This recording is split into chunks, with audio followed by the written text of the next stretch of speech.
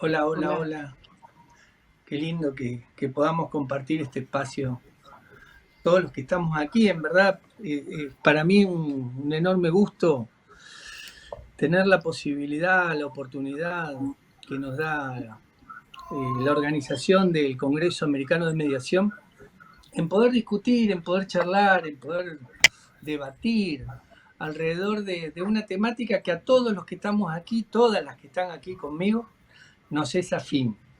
El tema de la cultura de la paz y lo público, la relación que existe entre el rol, la responsabilidad pública con lo que es la cultura de la paz, el grado de posibilidades que tenemos aquellos que estamos en el ámbito público, de trabajar por la paz por un lado, pero también de construir agendas, a partir también de la agenda ciudadana. No es una cuestión de, uy, se me ocurrió esto y lo hago, que también pasa, sino que la agenda ciudadana también contribuye en esto. Y en este sentido, formamos parte de un panel común en el cual tanto Marina Cardelli como Florencia Brandoni, como Paula Bertol, que son las que nos acompañan ahora, y seguramente Soledad Manín se va a sumar.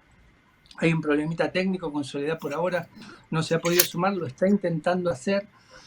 Cada una de ellas con una experiencia particular, propia, pero con un bagaje enorme de compromiso y al mismo tiempo desde diferentes lugares. Un enfoque también que puede llegar a ser profundo a partir de las procedencias de cada uno de nosotros. Tenemos procedencias disímiles y eso va teóricamente a enriquecer algo que nos es común, que es la vocación social, la vocación de lo público, la cultura de la paz, pero al mismo tiempo esas procedencias disímiles seguramente van a ser un aporte sustancial en esto. Y decía antes que por un lado tenemos oportunidades quienes estamos en lo público de formar parte de un colectivo en el cual tenemos una responsabilidad enorme tras nuestra espalda a partir de las agendas ciudadanas, a partir de la agenda que tiene que ver con el rol del Estado y la ciudadanía. Pero por el otro lado también tenemos que en muchos lugares todo es directamente proporcional a quien ocupa el espacio. O sea que el lugar físico no es un lugar menor. Así como hay un lugar físico de la calle para los actores sociales, hay un lugar físico también para el actor público. Que en función de cómo concibe el Estado, en función de cómo concibe la relación del Estado con la ciudadanía, va a hacer o no va a hacer determinado tipo de cosas. Yo siempre comento que en algunos lugares del Estado existe esto de la inmovilidad activa, ¿no? Es que hago, pero en verdad no hago. Esto que tiene que ver con una especie de conservadurismo de escritorio. Y la verdad es que hay otros que se la timbean toda, o sea, que van al lugar y dicen, bueno, yo voy a hacer todo esto a pesar que pueda tener un costo político haciendo todo esto. Y en esto hay intersticios, hay quienes hacen una cosa, quienes hacen la otra. Pero más allá de cómo se estructura la, la función pública, lo importante es que este tema que nos es común, que tiene que ver con la cultura de la paz, el grado de posibilidad que tenemos de arrojar luz o ensombrecer alrededor de la temática.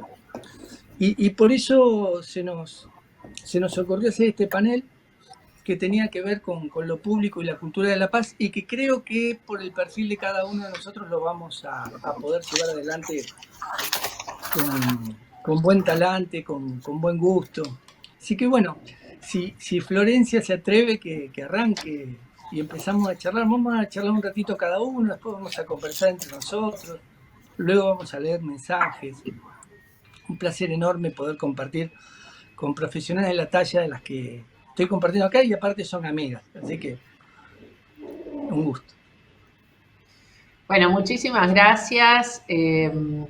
La verdad que siempre las iniciativas de Alejandro de sumar pensamientos, sumar ideas y generar debates es la verdad que lo más propicio y lo mejor a lo que un congreso y un conversatorio como este nos puede invitar. Así que bueno, estoy contenta de de haber sido invitada y agradecida también con la organización.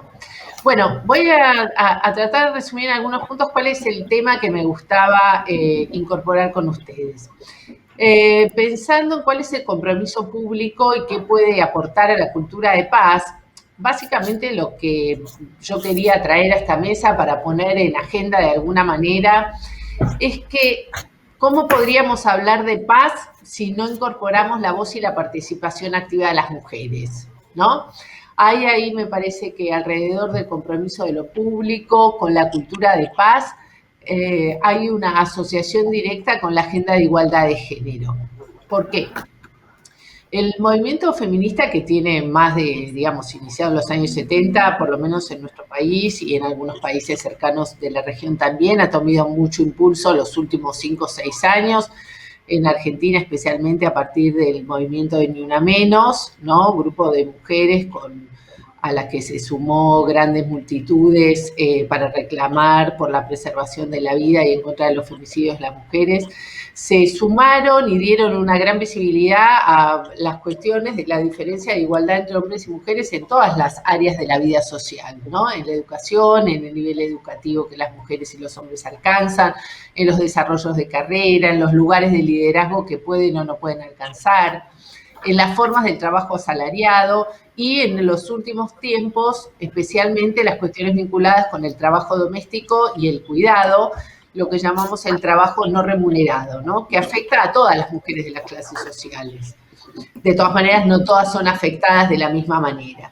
Y en ese sentido, daría la impresión de que cuando pensamos en la cultura de la paz, tenemos que pensar en cómo incluir a en verdad diríamos, por lo menos numéricamente, a este grupo poblacional mayoritario que ha quedado como un grupo francamente desaventajado, ¿no? Si bien algunos mini datos como para poner en contexto, ¿no? Algunos datos, por lo menos de Argentina, bueno, no quiero cometer la imprudencia de hablar de todos los datos de la región, pero estoy segura que todos los amigos que están escuchando en los distintos países de Latinoamérica tienen sus propios registros locales que tendrán, digamos, sus especificidades, pero en algún sentido las diferencias están marcadas en toda nuestra región, ¿no? Si bien las mujeres en términos de educación en ocasiones alcanzan mayor asistencia que los varones, también logran alcanzar un nivel educativo universitario, según los datos del INDEC, del último censo que se ha hecho en la Argentina en el 2010, alcanzan un 36%, mientras que los varones solamente un 30%. Pero sin embargo, la tasa de actividad en el mercado laboral es casi 20 puntos menor en las mujeres respecto a los varones, ¿no? La tasa laboral, que de alguna manera la participación en el mercado laboral es lo que favorece la autonomía de las mujeres, está en un 45%, mientras que los hombres están en un 65%, ¿sí? Y la tasa de empleo también es mucho mayor en los hombres que en las mujeres. Las mujeres básicamente se insertan, o el grueso de las mujeres se insertan en las áreas de trabajo menos calificadas, en las áreas de los servicios sociales, trabajo doméstico, enseñanza y salud, ¿verdad? Y cuando pensamos en cargos jerárquicos, decimos hay un 4% de mujeres que ocupan cargos de dirección, mientras que hay un 8% de varones, o sea, el doble, ¿sí? Que cuando analizamos o buscamos los estudios que hablan de la participación de las mujeres en la vida política, acá tenemos 2, 3 probablemente, o sea que este es un panel que de alguna manera no es representativo de la mayoría y enhorabuena, las mujeres que tienen liderazgo político, encontramos allí que hay como una suerte de necesidad imperiosa, de alguna manera, de que los ámbitos de representación de los intereses de la sociedad sean un reflejo fiel de sí misma. Y en ese sentido es necesario el aumento de la participación de las mujeres, tanto en los sistemas políticos como en los procesos de diálogo. Y acá aparece un punto que a quienes trabajamos en el campo de resolución cooperativa de conflictos, en los distintos dispositivos que pueden armarse, tenemos ahí una amalgama fundamental, ¿no?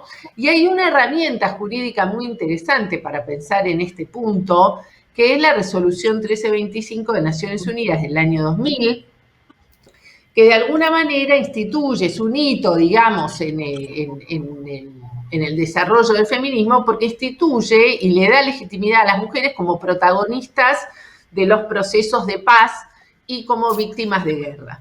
Y estaba repasando algunos apuntes para charlar con ustedes y me causó gracia que decía: las mujeres son un actor fundamental de los procesos de paz. Dije, wow, ¿quién escribió esta frase?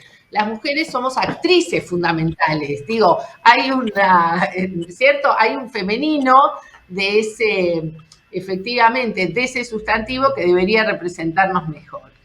Y allí... Es un lío eso. ¿No será actoras? No. Deja la actriz. Está bien. Me gustó.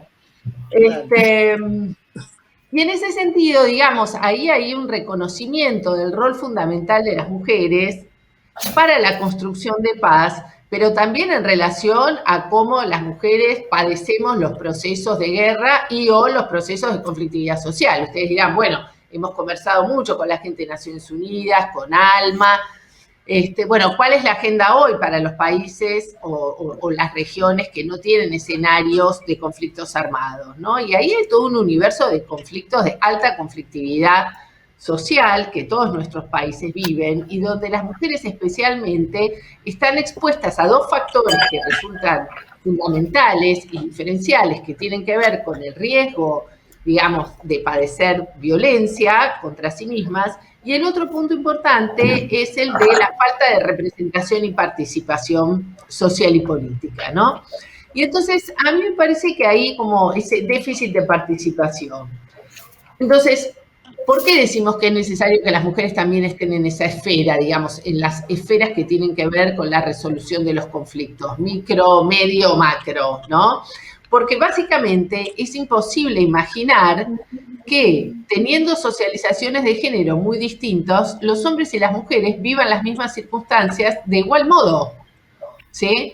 Y porque de alguna manera todo este movimiento tiende a instalar tanto, digamos, a las mujeres como a los otros grupos también discriminados y subordinados, como los grupos LGTB y las diversidades, en posiciones de alta subalternidad y donde lo que no aparecen en los procesos de paz son la perspectiva de esa minoría numéricamente mayoritaria, ¿verdad? Entonces, me parece que nosotros que queremos trabajar y que trabajamos en la cultura de paz, tenemos ahí una agenda de trabajo de inclusión muy importante. Una de las áreas que toma esta resolución tiene que ver con, bueno, incluir la perspectiva, la voz de las mujeres en estos procesos de diálogo, pero no solamente convocándolas, sino también desde la perspectiva del diseño de esos procesos de diálogo. Otra área tiene que ver con que también sean mujeres aquellas operadoras de los grandes conflictos, de las grandes negociaciones para armar procesos de paz, que en términos generales, como dice mi amiga Gachi Tapia, la menor convocatoria a las mujeres para esos lugares tiene básicamente que ver con que son lugares de mucho liderazgo, y como los liderazgos se asocian con características masculinas, en general son lugares más entregados a los hombres. Y por último, y en un lugar, y ya desde una esfera un poco más micro, me parece que tiene que ver con poder introducir en las mediaciones la perspectiva de género, ¿no? Y la perspectiva de género supone, bueno, poder hacer una lectura diferencial de los sucesos, ¿no? La perspectiva de género es de alguna manera poder revelar esas asimetrías entre hombres y mujeres, porque durante muchos años pensamos que la igualdad o el balance de poder entre las partes estaba dado esencialmente o por cuestiones económicas o por lo propio de la estructura relacional de quienes negociaban, ¿verdad? O por la falta de información. Y sin embargo, hay algo también de las posiciones de la mayor autonomía, el mayor poder o la mayor dependencia que está dado por los modos de la socialización. Y de alguna manera lo que venimos trabajando con unas colegas, entre ellas con Andrea Finkelstein, es que encontramos en las mujeres, incluso mujeres negociadoras, mujeres sindicalistas, mujeres que se dedican a la política, mujeres en representación de lugares gremiales empresarios, cómo aparecen, independientemente del sector social al que aparezcan, algunos rasgos, algunas características particulares a modo de inhibiciones en los modos de negociar las mujeres, que están íntimamente ligados con estos modos de socialización. Entonces, bueno, esta es otra manera, es un tema que quería instalar, que como decía recién, la resolución 1325 instituyó para Argentina y hoy están trabajando para extender esta red a todo el Cono Sur, en una red de mediadoras con perspectiva de género. Yo pertenezco a esa red y un poco mi idea era, bueno, compartir con ustedes que este tema de la igualdad es un tema que nosotros tenemos que poner en nuestra agenda de trabajo de construcción de paz. Gracias. Los escucho a mis compañeros. Gracias. Quien quiera de ambas que están aquí, tanto Marina como Paula, pásense la palabra. Quien quiera empezar. Bueno, ¿me escuchan? Sí.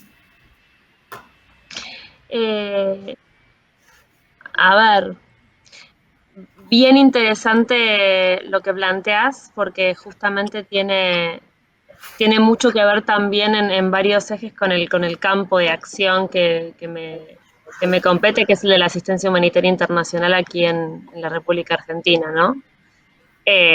Este es el tema de los diálogos de paz, de las políticas de paz, de la cultura de paz, es un tema central para la Cancillería y en especial para Cascos Blancos, que coordinamos las capacidades nacionales para desplegar misiones internacionales y también campañas destinadas con desarrollo sostenible en nuestro país, que se realice en coordinación con actores humanitarios y de gestión de riesgos a diferentes escalas, ¿no? Regional, nacional. Y además recibimos periódicamente el apoyo de organismos multilaterales a través de resoluciones de Naciones Unidas y de OEA. Entonces, desde el comienzo, nuestra trayectoria está integrada a la arquitectura humanitaria internacional, que está fuertemente atravesada por los debates acerca de la paz, ¿no? Incluso muchas veces en nombre de la paz y en nombre de la asistencia humanitaria ocurren muchas cosas en el mundo que son bastante contrarias a una cultura de la paz, ¿no? Aunque en la trayectoria de Cascos Blancos está mayormente enfocada en la gestión de riesgos, tenemos también experiencia humanitaria en acciones de escenarios post-conflicto, acciones de desminado, operaciones de paz, tareas de reparación y de reconstrucción en comunidades después de conflictos armados. La inserción tiene que ver con una trayectoria multilateral y solidaria en ese sentido. Y esto se refleja esto me parece que refleja la política exterior humanitaria de la Argentina, porque se sostiene sobre un cuerpo de voluntarios y voluntarias civiles que forman parte del voluntariado de Cascos Blancos y que hacen esto sin ninguna remuneración a cambio, y en 27 años hemos brindado asistencia con estos criterios a más de 73 países, ¿no? Y con esto, ¿qué quiero decir? Que como primer elemento, no hay contribución a la paz sin políticas públicas comprometidas con una cultura de la paz. Y aunque a veces pareciera que forma parte de un ámbito aparte o que es autónomo, la política exterior también es una política pública. Y de alguna manera, hablando desde la Cancillería, desde el Palacio San Martín, nuestras misiones permanentes, nuestras representaciones en el exterior, pueden y deben transmitir y ejecutar una misma política pública en la cual ejes como la democracia, como la paz, como la defensa de los derechos humanos son prioridad. Y también es parte estructural de esa política un planteo muy fuerte de nuestra política exterior, que es que es difícil pensar en una cultura de la paz y de la democracia sin respeto por la soberanía. O sea, nuestra historia, nuestra identidad nos demuestran que se atenta contra la paz con políticas exteriores que no apuesten al multilateralismo solidario y de respeto por la soberanía de todas las naciones. Y esto es fundamental en todo lo que conforma una relación bilateral o multilateral. Para nosotros, para Argentina, esto es bastante evidente y empujamos esas banderas. Ahora bien, me gusta aprovechar este espacio para compartir un poquito cómo la búsqueda de paz o la cultura de la paz, la democracia, los derechos humanos forman parte de la labor humanitaria. ¿De qué modo contribuimos con eso? Y uno de los ejes que también nosotros siempre planteamos vinculado a los desastres socionaturales o a los escenarios de crisis humanitaria es que no hay paz donde reinan las desigualdades estructurales, como bien decía y me antecedió en la palabra. Las desigualdades condicionan las proyecciones de bienestar y la reconstrucción de las comunidades. Cuando en las misiones abordamos las etapas o las instancias vinculadas a los desastres socionaturales, que se detecta un riesgo, se detecta una amenaza, la emergencia que se desata por un desastre, tenemos en claro que las posibilidades se encuentran siempre en relación con las desigualdades, que vuelven más o menos vulnerable a esa comunidad. Es decir, las amenazas solamente se convierten en desastres naturales cuando impactan en una comunidad vulnerable. Y lo mismo ocurre con los conflictos armados. Los desastres no son naturales, las crisis humanitarias no son un efecto siempre esperable. Se constituyen en desastres y en crisis cuando hay situaciones de extrema vulnerabilidad. Entonces, en el caso de los desastres eso es bien concreto, y el impacto desigual sobre las mujeres también es una realidad bien concreta. Mucho mayor impacto sobre mujeres y niñas que sobre el resto de la población. Entonces, la mayor causa de vulnerabilidad es la pobreza, y esta pobreza es la que condiciona muchas capacidades de respuesta ante las catástrofes de muchos actores. La gestión de riesgos, que es lo que encaramos desde Cascos Blancos, es un desafío que tiene mucha urgencia en un mundo que enfrenta cada vez mayores riesgos. Sumado a esto, bueno, la pandemia que desató una crisis sin precedentes en términos económicos y sociales, y se quedó en evidencia la vulnerabilidad y en muchos casos la precariedad de las infraestructuras sanitarias, sociales, económicas.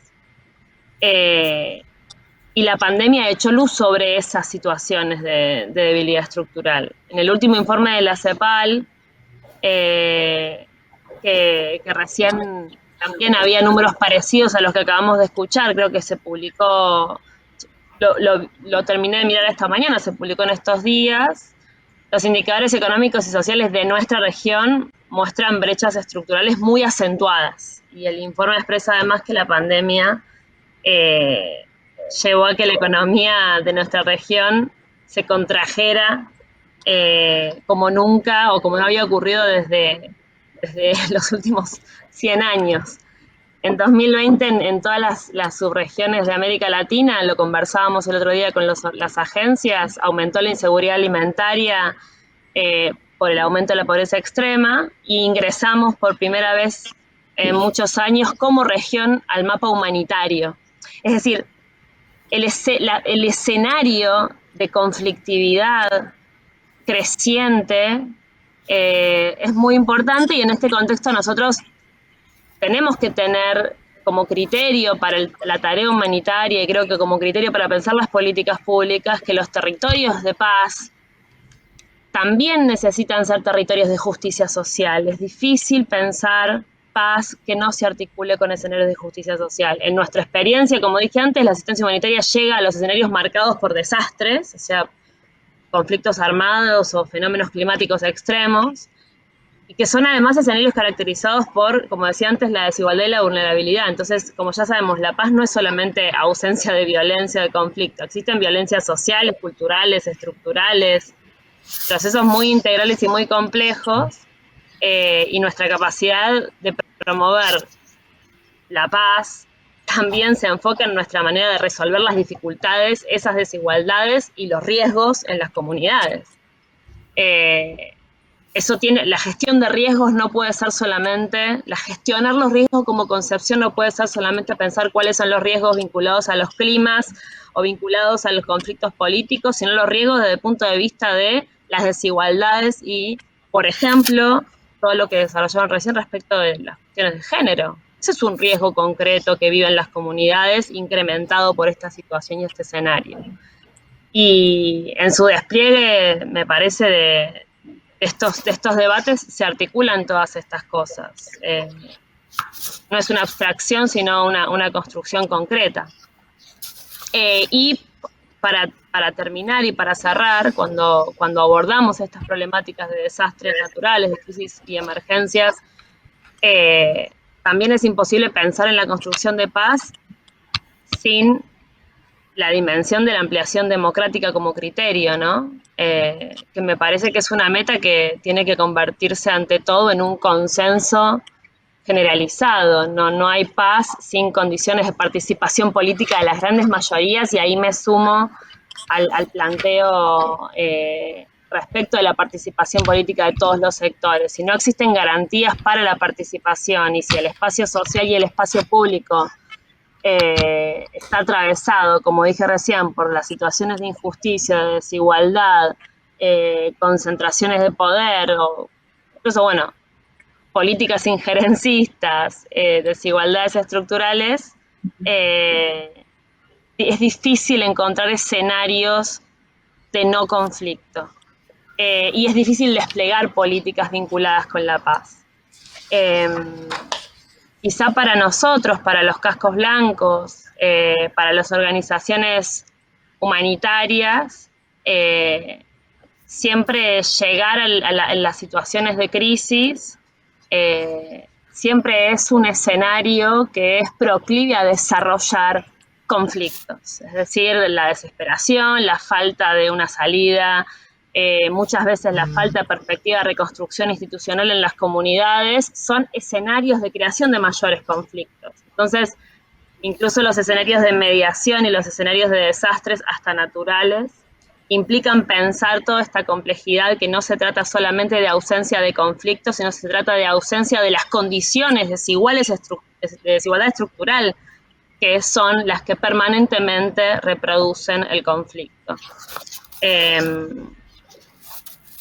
Y la importancia de pensar en ese sentido la política pública para la paz como una política pública integral. Y ahí vuelvo con esta idea. No hay posibilidad de empujar políticas públicas de estas características sin estados comprometidos con estos ejes de forma integral, ¿no? Quizás un poco la mirada desde la Cancillería, porque nos vemos obligados permanentemente a poner en común con otros estados, con otros países, las perspectivas de abordaje, y cuando no hay integralidad, a veces simplemente hay reproducción. Y atención focalizada de problemáticas que se van a repetir en el momento en el que nos retiremos del escenario, ¿no? Simplemente eso de mi parte. Gracias, Paula. Bueno, un gusto escuchar a Marina y a Florencia, y cuando vos iniciabas el conversatorio, Alejandro, hablabas de la luz y las sombras, ¿no? Y yo siempre digo, todos somos luz y sombras, pero creo que en todo el trabajo de la paz, la luz abunda. Siempre siento eso, ¿no? Que en los agentes de paz hay una búsqueda incesante por la luz, y me pregunto si uno de los compromisos públicos en cultura de paz en nuestro continente no será tener más y mejores agentes de paz, porque, digamos, esa política pública de la cual Marina hablaba y que yo soy totalmente partícipe de esa manera de verla, necesita agentes que la lleven a cabo. Y cuando la escuchaba Florencia, que en lo personal ha sido una maestra y quien me aprobó allá lejos y hace tiempo, cuando la Argentina comenzó con los exámenes de mediación, siempre destaco su tarea como mujer y como psicóloga, porque ahí vuelvo a quiénes son los agentes de la paz. ¿Son los que saben de paz o son los que poseen determinado título? Y entonces sé que en toda América, quienes llevan adelante la cultura de la paz, en algunos de nuestros países tienen exigencias que nos apretan, que nos encuadran, que nos limitan.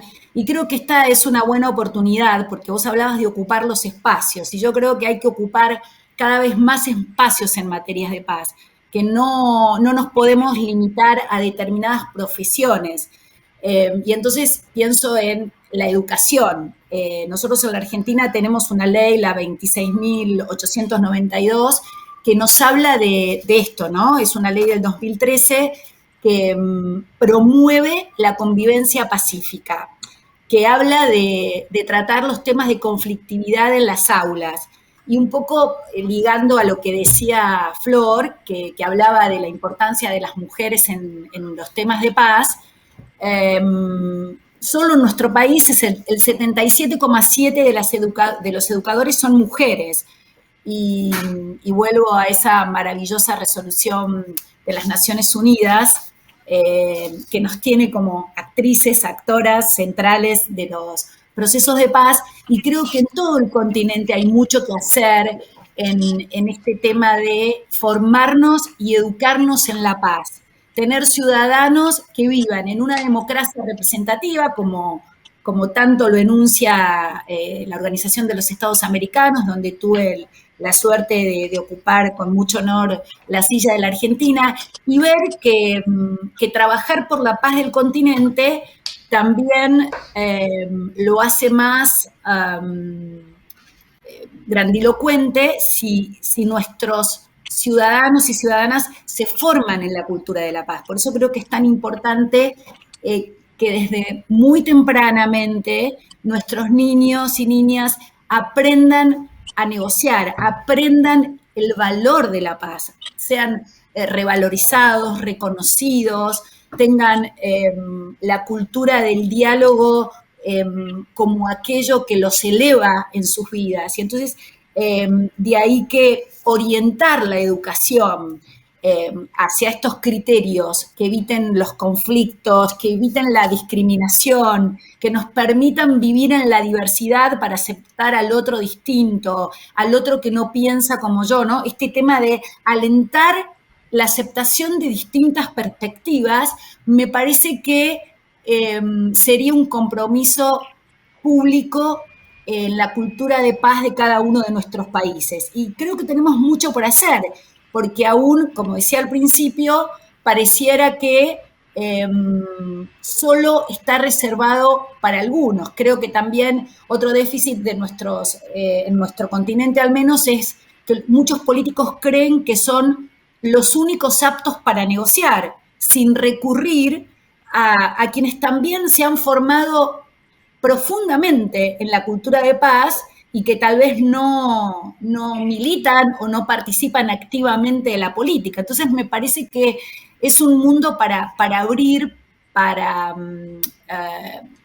explorar y para que crezca. Yo me acuerdo hace mucho tiempo cuando Francisco Díaz me invitó a ser observadora del Centro Carter en Venezuela, y venían de todo el mundo licenciados en paz, algo que me sorprendió allá lejos y hace tiempo, en el 2001, y me di cuenta que nosotros tenemos mucho por hacer aún en esa educación, en esa promoción de la convivencia y abordaje de la conflictividad en las instituciones educativas. Así que bueno, quería dejar este punto como un punto para seguir conversando también. Qué lindo. Bueno, yo me hubiera encantado que estuviera también Soledad, que insisto, tuvo problemas técnicos al principio, y bueno, desde el espacio de la organización dijeron que le iban a convocar, que iban a buscar la manera de sortear el inconveniente que tenía. Más allá de eso, hoy me propuse hablar poquito, pero me veo obligado a hacer por lo menos algunas pinceladas gruesas. Yo creo que estamos viviendo una etapa muy especial, muy, muy especial. La pandemia cambió fuertemente las categorías de pensamiento, y todavía no están definidos desde el lugar de donde se puede llegar a asir, desde donde se puede tomar, cuáles son las categorías nuevas. Me parece que las categorías prepandémicas de coexistencia y convivencia quedaron atrás. La supervivencia nació como de necesidad nueva de obligarnos a pensar lo nuevo. O sea, si hay algo nuevo nos obliga a pensar de nuevo.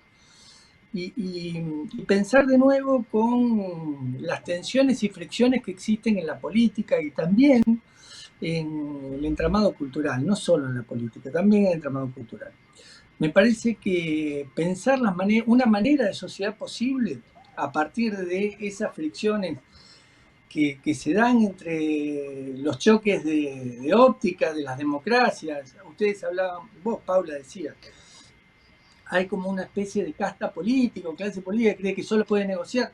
Y la verdad es que hoy en día está chocando en muchos países de la región este tipo de enfrentamiento fáctico, que es de visiones, que es ideológico, pero también es de posicionamiento político.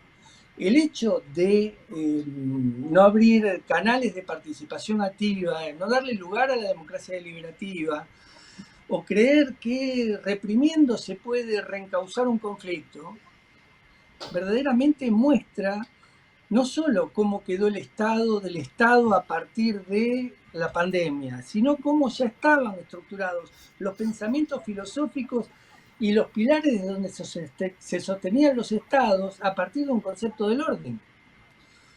Y esto también está en juego en la etapa pandémica. ¿Cómo se concibe el orden social? Tras que se trastoca todo, y decíamos, bueno, ¿qué manera de pensar una sociedad posible? Ahora voy a agregar, tras que han cambiado las reglas de juego, lo que no cambió todavía es esta concepción de meter en la caja lo que se desencaja. Esto de buscar con determinado tipo de correctivos desde lo que el Estado cree que tiene que hacer, a la sociedad volverla a poner en el mismo lugar. Marina hablaba, esto reproduce, y yo lo tomo tal cual lo dijo. La verdad que el temor en América Latina es que se sigan reproduciendo modelos que lo único que hacen es seguir excluyendo a aquellos que pueden llegar a dotar de contenido a la democracia, dotar de sentido a la democracia. Y me parece que estas fricciones están generando también un grado de hiato, una apertura en la cual o se replantea qué tipo de democracias tenemos a partir de la posibilidad de abrir desde la democracia representativa lugares para que se inserte la democracia deliberativa, o va a seguir existiendo cada vez más este abismo que estamos viendo en algunos países, especialmente lo hemos visto en Chile y en Colombia, pero eso es simplemente un atisbo de lo que se pudo ver en Ecuador, de lo que se vio en Perú, de lo que se vio en Brasil e incluso en alguna época en Argentina. Entonces digo, ¿cómo hacemos para tratar de trabajar como contrapunto desde nuestro campo de las narrativas constitutivas que saturan de algún modo un recelo en el cual no hay lugar que no sea para las antinomias? Y había hablado con Florencia ayer, el lugar que ocupa la polarización en la política también, entonces todo cae dentro de lo que es un lado o el otro del posicionamiento político que hace una cuestión épica para los propios en función de tener una frontera que te divide de la otredad.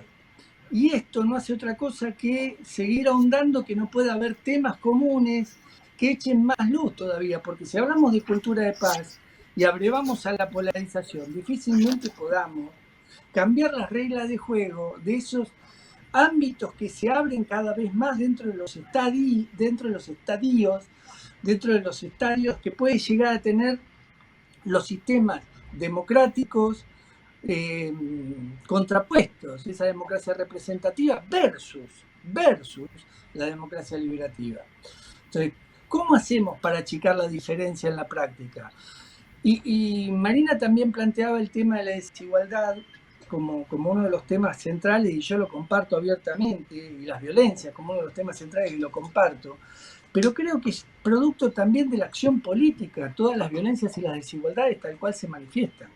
No solo de las capacidades del Estado que a partir de la financiarización se ven acotadas, que también es una realidad, sino también de cuál es el grado de posicionamiento desde el poder político y también desde las oposiciones cuando les toca hacer oposiciones, de buscar temas en común para construir lo común, para construir esa casa común que tenés que construir en nombre también de una realidad.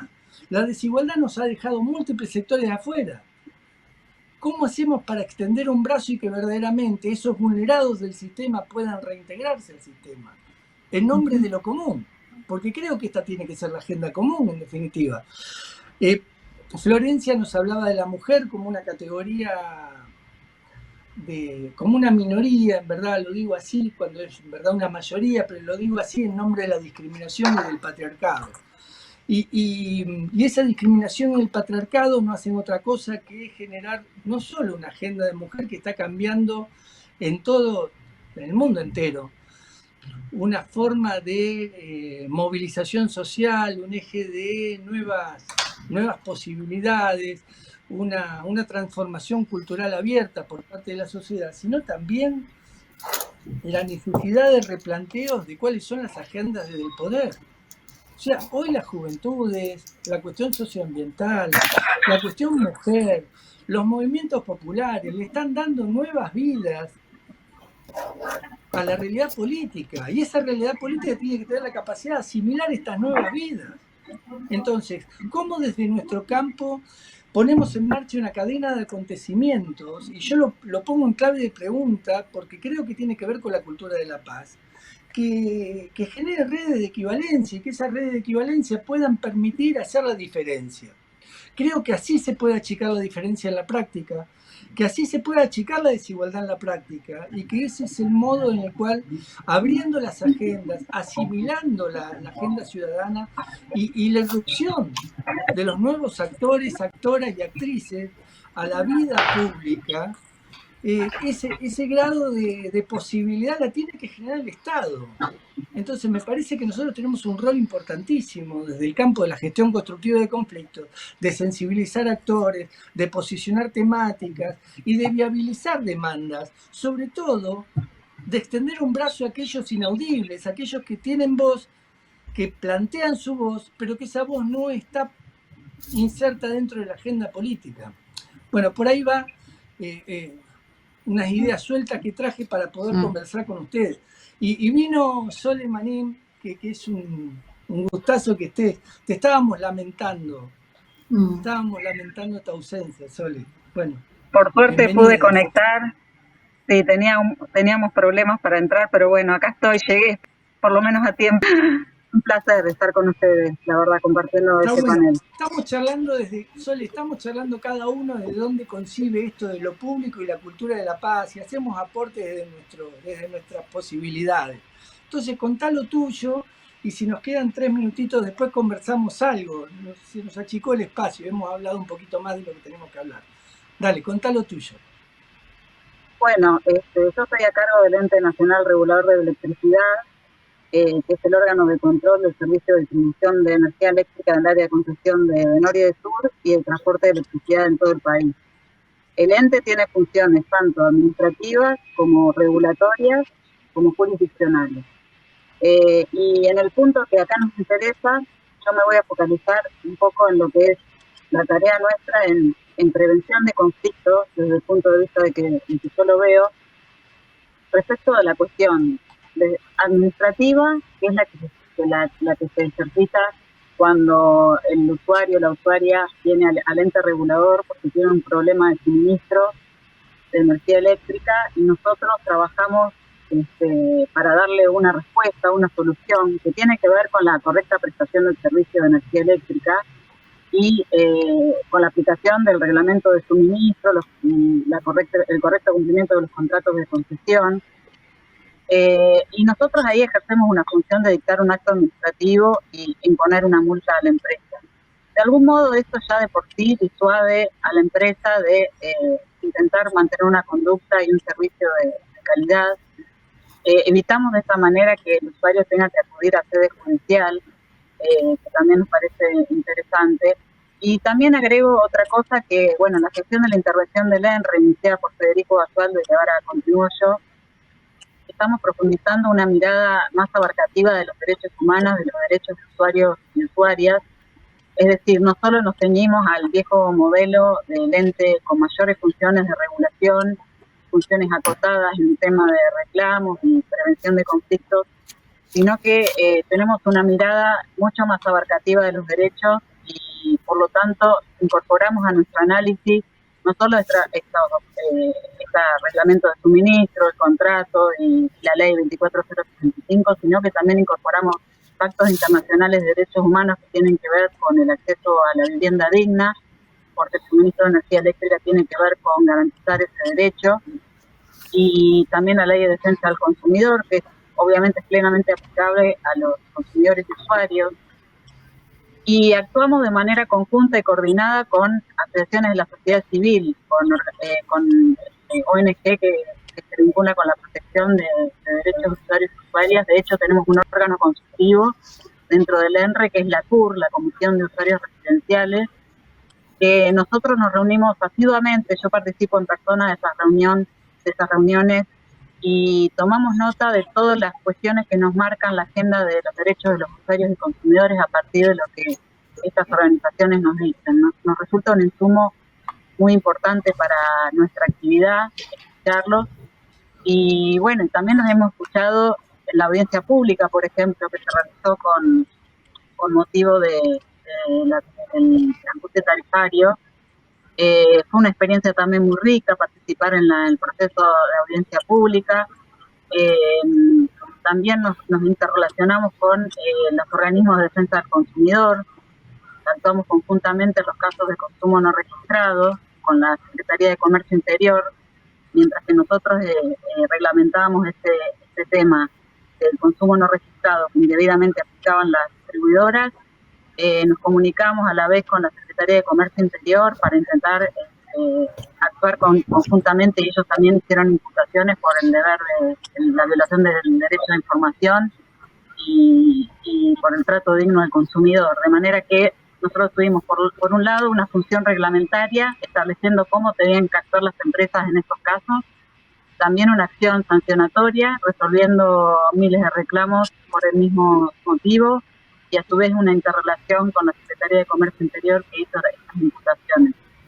Por lo tanto, nosotros estamos convencidos que hay que tener una interacción constante con la sociedad civil, con los otros organismos, en particular con los otros que se vinculan con el derecho de usuarios y consumidores, y la participación ciudadana y la información pública son ejes fundamentales que nosotros tenemos en cuenta constantemente para nutrir nuestra agenda de los temas que la sociedad necesita. Gracias, Sole. Yo puse antes arriba de la mesa un tema que me parece que es un tema político y Marina quiere hablar, quiere decir algo. Pero el tema de la despolarización no quiero dejarlo de lado. No quiero dejarlo de lado. Quiero que cada uno lo pueda pellizcar después por donde quiera. Marina, tenés la palabra, pediste la palabra. Sí, me quedé pensando en lo que planteaste vos respecto de replantear cuál es el orden, ¿no? Es decir, pareciera que el conflicto es cuando algo se sale de su lugar, y quizá hay una crisis grande en este momento que, como yo planteaba recién, de crecimiento muy, muy, muy grande de las desigualdades, de los conflictos, y una crisis entonces de ese orden. Y me parece que es una crisis general de la política. Tenemos los gobiernos, por lo general, son gobiernos palaciegos. ¿Qué quiero decir con esto? La elitización de la política. Danos 2 minutos y cerramos.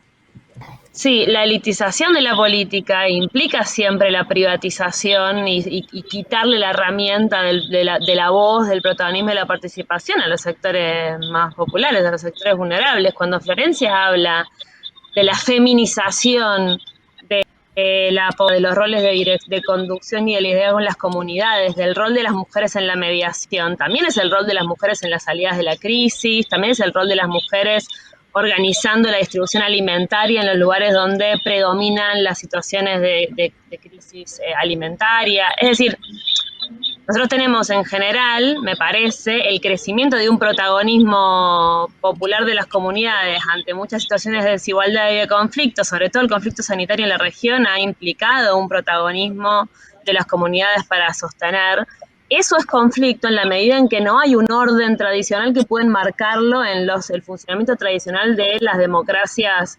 elitizadas y de los estados como los conocemos.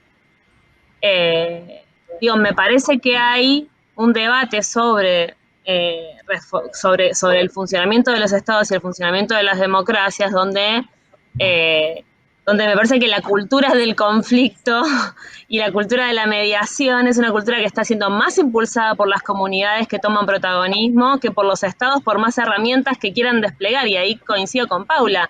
¿Cuántos agentes de paz? Y los agentes de paz no necesariamente están siendo los agentes estatales, los agentes multilaterales. Los agentes de paz en muchos casos están siendo las comunidades organizadas que ponen sobre la mesa las problemáticas reales. Ahí es donde yo digo, la paz no solamente pensada como la ausencia de conflicto desplegado, sino la paz pensada como la posibilidad de proyectarse en un escenario de bienestar mínimo de las comunidades. La mediación como una posibilidad cuando hay algunas condiciones materiales garantizadas. Creo que hay una crisis general de cuál es el ámbito para discutir eso, y la política elitizada en los estados como los conocemos no está pudiendo procesar ese protagonismo de las comunidades que me parece que salen a resolver sus conflictos. Y cuando vos hablas de lo ambiental, de las mujeres, de los usuarios, de un conjunto de sujetos que adquieren protagonismo en este contexto de mucha vulnerabilidad y de mucha desigualdad, y que los estados tienen que procesar transformaciones que permitan que esos actores colectivos tengan voz. A veces las voces individuales de una democracia representativa tradicional no alcanza para mediar esos conflictos. Gracias, Marina. 2 segundos cada uno y cerramos, porque nos están echando. 2 segundos cada uno. Quiero decir solamente una cosa. Me parece que el tema de la despolarización que planteabas, Alejandro, es un tema crucial de la vida política, de la vida social, pero también es un tema crucial para nosotros, los especialistas en resolución de conflictos. Nosotros somos especialistas en despolarizar un conflicto, ¿no? Nosotros nos dedicamos justamente a eso, ¿no? Desde la perspectiva sistémica de un conflicto, justamente, digamos, la polarización tiene como horizonte la destrucción y como camino la pobreza, la mirada de la pobreza, de estereotipar al otro, de demonizar al otro. Por supuesto que las instancias, la política tiene una incidencia sobre lo social extraordinario, pero como dice Paula, la formación de los actores de paz, y nosotros somos parte de ese conjunto, cada uno luego podrá ver en qué medida puede aportar, tiene que verdaderamente formarse y trabajar en ese sentido, aunque haya otras fuerzas que trabajen creyendo que la polarización es un buen negocio. Nosotros trabajamos desde la perspectiva de entender que la polarización, que solamente en la convivencia de las diferencias hay riqueza. Gracias. Riqueza e inclusión de las voces de los más desaventajados y de los silenciados. Gracias. Paula.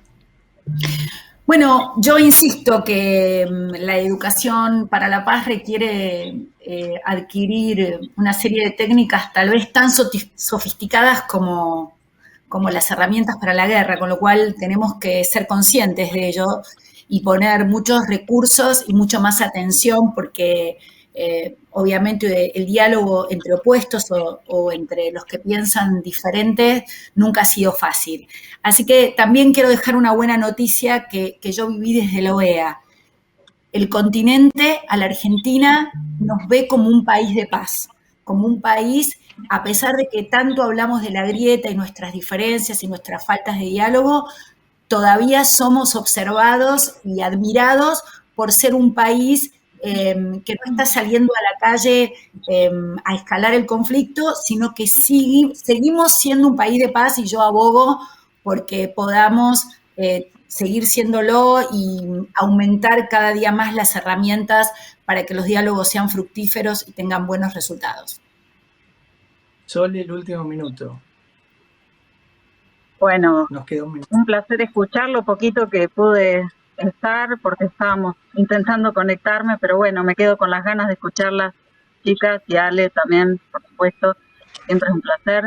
Del aporte desde nuestro lugar es tiene que ver con la escucha constante de las organizaciones sociales, de consumidores, territoriales y demás que tienen que ver con la protección de los derechos de usuarios y consumidores.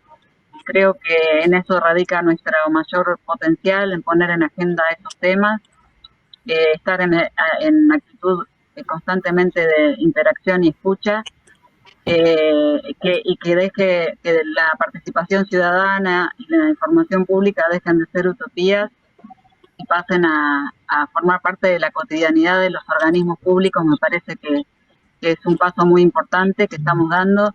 Así que bueno, nada, un placer y espero volver a escucharlos y a compartir en algún otro momento. Gracias. Bueno, un placer enorme, ¿eh? Alguna dijo, bendito tú eres, y me encanta haber sido bendito, ¿eh? Gracias, la verdad la pasé re lindo, la pasamos lindo. Bueno, esperamos haber hecho un aporte y nos despedimos con la vocación de seguir generando ámbitos de reconocimiento social y de promover la cultura de paz en la función pública también, porque todos tenemos una responsabilidad pública y lo hemos asumido y lo hemos abrazado como una causa. Los saludamos y un placer que hayamos participado en este Congreso Americano de Mediación. Gracias a los que organizaron y nos permitieron tener este panel. Muchas gracias.